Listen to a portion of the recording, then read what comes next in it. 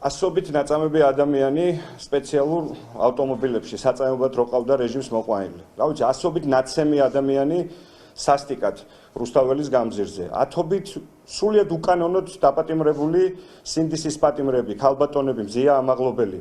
ის ყველაფერი რაც ხდება დღეს ქვეყანაში, როცა ასაკოვან ქალბატონებს აპატიმრებენ, ოჯახებს აპატიმრებენ და ამის ფონზე რეჟიმი იღებს გადაწყვეტილებას მძიმე მუხლებით საქმე აღძრას პოლიტიკური ლიდერების მიმართ. რეჟიმის გენერალური პროკურატურა ამ საქმით არის დაკავებული.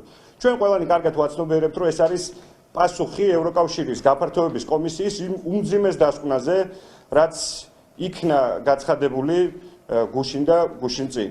და კარგად გვესმის, რომ რეჟიმი ამით ცდილობს მთელ ქვეყანას და მთელ მსოფლიოს უთხრას, რომ აქ ცვლილების შანსი არ არის. ამან უნდა გამოიწვიოს მათი გადასახედიდან უიმედობა ქართულ ხალხში. მაგრამ ნაცვლად უიმედობისა, მე დარწმუნებული ვარ და ჩვენი გუნდით კიდევ ერთხელ გვინდა დავარწმუნოთ ჩვენი პოლიტიკური ლიდერები და მთელი საქართველოს უიმედობის ნაცვლად ეს გამოიწვევს ბრძოლის უფრო დიდ мотивაციას და ჩვენ შევძლებთ ერთიანი ძლიერი წინააღმდეგობის დემოკრატიული ფრონტის შექმნას. ყველასთვის, ვისთვისაც ცხადია, რომ ქვეყანას მართავს რეჟიმი.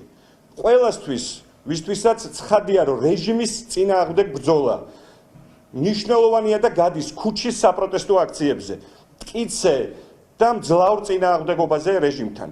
ყველასთვის, ვისთვისაც ცხადია, რომ ამ ქვეყანას აქვს მომავალი და ევროკავშირი ჩვენი ქვეყნის უსაფრთხოება და კეთილდღეობაა. ვთხოვთ, რომ საბოლოოდ შევქმნათ, ყველანი ერთად უნდა შევთანხმდეთ და შეიქმნას ერთიანი დემოკრატიული წინააღმდეგობის ფრონტი. მე დარწმუნებული ვარ, ამ მიმართულებით მუშაობა უკვე დაწყებულია და შედეგიც მალე იქნება და ეს იქნება მთავარი ფრონტი, რომლის წინააღმდეგაც რეჟიმი, ივანიშვილის რუსული რეჟიმი დამარცხდება ზუსტად ისე, როგორც დამარცხდა კომუნისტური რეჟიმი ამ ქვეყანაში.